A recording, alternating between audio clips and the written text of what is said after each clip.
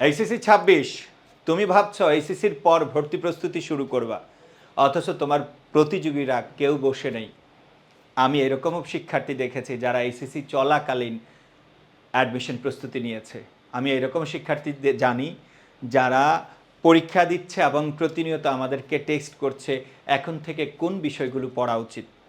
So তোমাকে বলছি, তুমি যদি বসে থাকো তোমার প্রতিযোগিতারা কিন্তু বসে নেই যারা তোমার সাথে প্রতিযোগিতা অংশগ্রহণ করবে।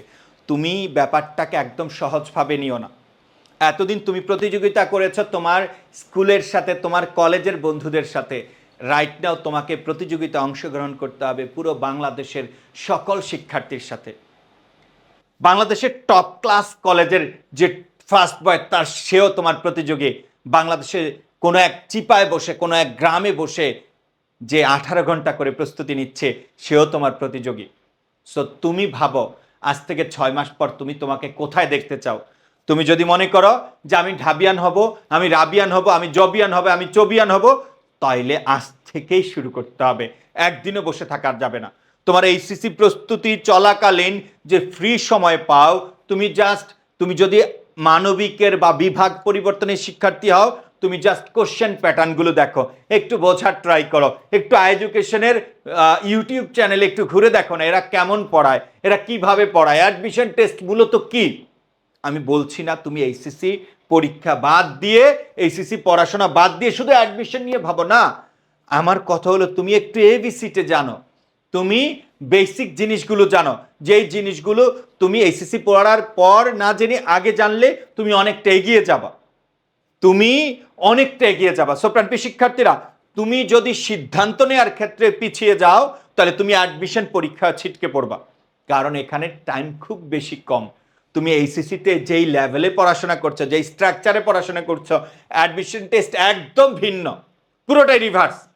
সো এইচএসসিতে কোনো ক্রমে একটু পড়াশোনা করে প্রিভিয়াস ইয়ার্সের কোশ্চেন দেখলে কিছু কমন পাওয়া যায়, কিছু কিছু জিনিস আমরা জানি এটা নিশ্চিত কমন, বাট অ্যাডমিশন টেস্টে এইরকম কিচ্ছু না।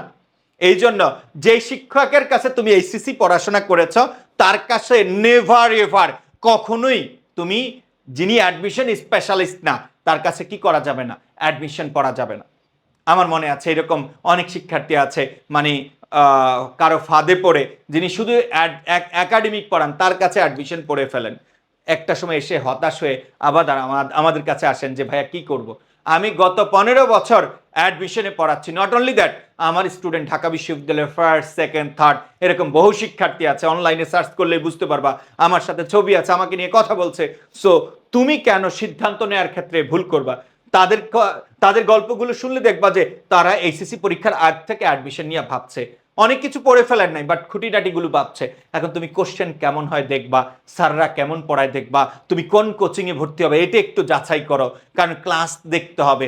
শুধু কারো বিজ্ঞাপন, কারো কথায় তুমি প্রলুব্ধ হয়ে কোনো প্রতিষ্ঠানে ভর্তি হওয়া যাবে না। তুমি সিদ্ধান্ত নেওয়ার ক্ষেত্রে তুমি যদি যাচাই করে আগেই ভর্তি হয়ে যাও, তাহলে তুমি আমার এডুকেশনকে যদি পছন্দ হও আগে ভর্তি হও।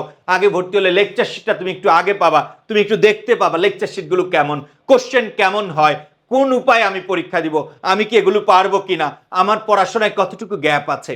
সো এই জায়গাটুকু তোমাকে কারেকশন করতে হবে। সো আজ থেকেই যে বলবা আমি ঢাবিয়ান হব, তাহলে আজ থেকেই তোমার প্রতিটা দিনে তোমাকে মাথায় রাখতে হবে যে তুমি সামনে ভর্তি যুদ্ধে অংশগ্রহণ করছো, তোমার 1 মিনিট সময় নষ্ট করা যাবে না, প্রতিটা মুহূর্ত কাজে লাগাইতে হবে। আর এডুকেশনে আছে প্রত্যেক সাবজেক্টে এক্সপার্ট টিচার, মানে লিজেন্ড টাইপের টিচার আছে আমাদের কাছে। এদের ক্লাস করলে তুমি অলওয়েজ মুগ্ধ হয়ে যাবা। আমি আবারও বলছি, আমার বা অন্য কোনো ব্যক্তির শুধু কথায় তুমি মুগ্ধ হয়ে কোনো প্রতিষ্ঠানে ভর্তি হবে না। তাদের ক্লাস দেখবা, তাদের অতীতের সফলতা দেখবা, তাদের টিচারগুলো দেখবা, কারা ক্লাস দিচ্ছেন, এরা কোথায় থেকে পড়াচ্ছেন, শুধু কি তারা কথাই বলেন নাকি ক্লাসে পড়ান। মনে রাখবা তোমার টাইম খুব কম, এই অল্প সময়ে তোমার ক্লাসগুলোতে কনসেন্ট্রেশন রাখার জন্য তোমাকে ভালো শিক্ষকের কাছে যেতে হবে, যিনি যোগ্য, তিনি যোগ্যতা মানে অর্জনের পথ দেখাইতে পারবেন, ভালো জায়গায় নিয়ে যাওয়ার জন্য তোমাকে প্রপার গাইড দিতে পারবেন। মনে রাখবা এই অল্প সময়ে মজা মাস্তি, গান, প্রেম, আড্ডা এগুলো সব বাদ দিয়ে শুধু পড়াশোনা। সো যদি স্বপ্ন থাকে পাবলিকিয়ান, স্বপ্ন যদি থাকে ঢাবিয়ান, আজ থেকে এখন থেকে তোমাকে সিরিয়াস হইতে হবে।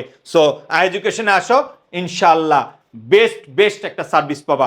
আর যদি কোনো যাচাই করার প্রয়োজন হয়, আমাদের ইউটিউব চ্যানেল আছে এবং আমাদের এডুকেশন পেজ আছে। এই পেজে যখন ফ্রি ক্লাস হয় তখন ক্লাসগুলো যাচাই করবা। আমি আবার বলছি, আমাদের সম্পর্কে যাদের যাচাই করার মানে আমাদের সম্পর্কে যারা ভালো জানো না, ক্লাসগুলো যাচাই করো, অন্যদের ক্লাস করো, আমাদের ক্লাস করো। ক্লাস করার পর তুমি সিদ্ধান্ত নাও কে হবে তোমার অ্যাডমিশনে মেন্টর।